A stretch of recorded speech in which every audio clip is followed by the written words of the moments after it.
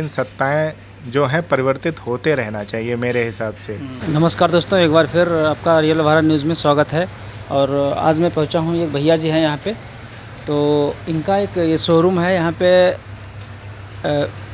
Fridge, washing machine, अलमीरा, बक्सा और पंखे भी हैं, कूलर भी है और कुर्सियाँ भी हैं। मतलब एक जो घरेलू जो ज़रूरत होती है ना जिन चीज़ों की, वो सारी यहाँ पे मिल जाएंगी। और बक्से भी हैं और हमें लग रहा गद्दे भी हैं।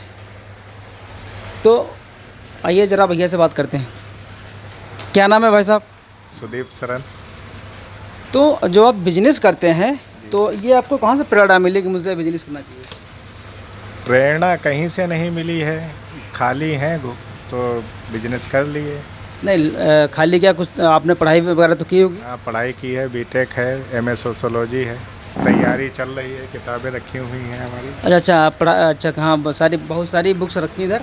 और मतलब स्टडी भी करते हैं बैठे बैठे? स्टडी कर रहे हैं। मतलब एक तरह से कहते हैं कि ये हमारी ये जो है साइड बिजनेस है। नहीं, साइड बिजनेस तो नहीं है, पूरा दिन लग रहा है साइड बिजनेस इसको नहीं कह सकते। ये है कि खाली है तो बिजनेस कर रहे हैं अपने। तो फिर आपने बीटेक कर रखा है, तो फिर आपने कहीं कंपनियां होती हैं मल्टीनेशनल, उसमें आपने कहीं ट्राई नहीं किया क्या? प्राइवेट जॉब कुछ समय के लिए की थी, फिर हमें लगा कि नहीं, हमें सिविल में जाना चाहिए, समाज का भला करना चाहिए सब। तो ऐसा मैंने सोचा, तो सिविल की तैयारी में चले आए। फिर तो उसमें सिविल में थोड़ा टाइम लग रहा है। तो ये सिविल की तैयारी आप कहाँ से कर रहे थे?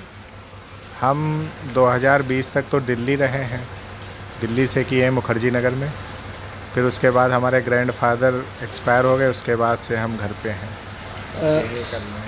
सिविल के लिए जो है मुखर्जी नगर इंडिया का बहुत फेमस जगह है। और जो बच्चे आईएएस आईपीएस वगैरह की तैयारी करते हैं, वो सिविल जो है, तो वो जो मुखर्जी नगर है, बहुत फेमस जगह है ना। मुखर्जी नगर है हिंदी मीडियम के लिए, और ओल राजेंद्र नगर है इंग्लिश मीडियम के लिए। अच्छा। तो वहाँ पे कैसा माहौल होता है? काफ़ी मतलब पूरे देश से बच्चे आते हैं ना वहाँ पे तैयारी करने के लिए? जी, काफ़ी अच्छा माहौल होता है, सांस्कृतिक विविधताएं देखने को मिलती हैं और ज्ञान तो ऐसे हवा में उड़ता हुआ मिलता है। अगर कोई आम व्यक्ति का बच्चा इंग्लिश मीडियम में पढ़ा हो या फिर हिंदी मीडियम में पढ़ा हो, तो क्या वो तैयारी कर सकता है क्या? बिल्कुल कर सकता है। तो आपने वहाँ कितने साल तैयारी की? मैंने वहाँ 2 साल तैयारी की है। तो क्या हुआ, एग्ज़ाम वगैरह दिए होंगे आपने? जी, एग्ज़ाम दिया है मैंने। 2018 पीसीएस दिया था। तो एग्ज़ाम दिए, तो क्या रहा उसमें, कैसा रिजल्ट रहा? रिजल्ट कुछ कमियों से हम रह रहे हैं। फाइनल रिजल्ट तो अभी नहीं आया हमारा सिलेक्शन का। तो अभी क्या कोशिश जारी है क्या अभी? कोशिश जारी है। अभी हमारा 17 मार्च को था पेपर, लेकिन किन्हीं कारणों बस आयोग ने आगे को पोस्टपोन कर दिया है। अब आगे जब भी डेट आएगी तो उसकी तैयारी जारी है। अच्छा, लग रहा है मुझे कुछ, जैसे बहुत सारी हम किताबें हैं, तो कुछ इसके अलावा भी आपका कोई शौक़ होगा? इसके अलावा हम थोड़ा बहुत लिख लेते हैं। 2 भजन हमारे आ भी चुके हैं। एक राम मंदिर पर आया है और एक खाटू श्याम जी पर भजन आया है। अच्छा, ये जो राइटिंग करते हैं आप कब से करते हैं? ये छुटपुट राइटिंग हम 2016 से स्टार्ट कर दिए थे, लेकिन 2018-19 से रेगुलर ये शुरू है। जो आप राइटिंग करते हैं उसमें क्या फ्यूचर है? आपको लगता है कि हम आगे प्रोग्रेस कर सकते हैं इस क्षेत्र में? नहीं, वो हमारा शौक़ है। अच्छा, ये शौक़ है। तो फिर कोई जैसे एक आपकी जो फेवरेट पोएम हो, जो मतलब कुछ यादें हो उस चीज़ से जुड़ी हुई, कोई 2 आप लाइनें हमारे दर्शकों को सुनाएंगे? वैसे तो मैंने कई सारी कविताएं लिखी हुई हैं, लेकिन मैं ज़्यादातर परिस्थिति बस लिखता हूँ। जैसे मणिपुर की घटना पर लिखी है, रेल दुर्घटना पर लिखी है, और एक मैंने जो आजकल के स्कूल में बच्चे लोगों की हरकतें होती हैं, बच्चे लोगों की दिनचर्या, उस पर लिखी है मैंने। तो उसकी 4 लाइनें मैं आपको सुना रहा हूँ। हाँ, बिल्कुल। आजकल के लड़के कमाल करते हैं, बंक मारकर क्लास धमाल करते हैं, बैठकर कैंटीन में नैना चार करते हैं, नैना 4 से हों 6 तो बवाल करते हैं। बवाल करते हैं। बहुत अच्छे हैं। आजकल की जो युवा पीढ़ी है, जो कॉलेजों इंस्टीट्यूट वगैरह में पढ़ती है, उनके लिए बहुत अच्छा संदेश है अपने। कहा है। अच्छा, ये जो आप बिजनेस करते हैं इसमें किन किन परिस्थितियों का जो है सामना करना पड़ता है? देखो, ये जो मेरा बिजनेस है, इसमें कुछ आइटम हम अपने यहाँ बनवाते हैं और कुछ आइटम हम होलसेल से ख़रीद कर लाते हैं।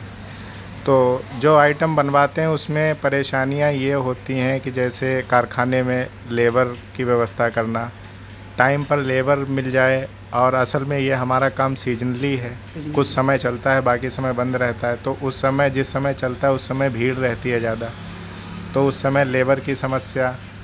और अब आजकल क्या है कि जीएसटी वाला भी एक समस्या ही है, बहुत ज़्यादा जीएसटी 18% लगा रखा है हमारे सामान पर। अच्छा अच्छा। तो इससे क्या है कि ये ज़्यादा तो गरीब और मध्यम वर्ग के लोग ही लेते हैं, शादियों में लेते हैं। तो 18% की जीएसटी हम तो सरकार से अनुरोध करते हैं कि इसको थोड़ा कम कर दिया जाए, क्योंकि ये बोझ शादी के समय और बढ़ जाता है। जीएसटी से जो सामान हमारे लोग लेते हैं शादी वगैरह में, तो कुछ बोझ ज़्यादा पड़ जाता है। वैसे भी शादियां आजकल के टाइम पे चाहे कोई भी करे, महंगी तो है ही हैं। हाँ, महंगी हैं, शादियां महंगी हो रही हैं। असल में दहेज प्रथा भी एक कुप्रथा है, समाज में प्रचलित है, उससे काफ़ी परिवार कर्ज से डूब जाते हैं, बहुत सारी समस्याओं का सामना करना पड़ता है उनको। अगर ये थोड़ा जीएसटी कम हो जाएगी तो हमें लगता है कि थोड़ा सहूलियत मिलेगी। हाँ, अगर जीएसटी कम हो जाएगी तो मतलब जो पब्लिक है उसको भी बेनिफिट होगा, और जो लोग जैसे बिजनेस करते हैं इस टाइप में, तो उनको भी बहुत कुछ राहत मिल जाएगी। राहत मिलेगी, बिल्कुल मिलेगी। महंगाई की वजह से तो धंधे कम चल रहे हैं आजकल, थोड़ा फ़र्क पड़ गया है। चुनावी माहौल है, तो क्या लगता है आपकी सत्ता का परिवर्तन हो जाएगा क्या?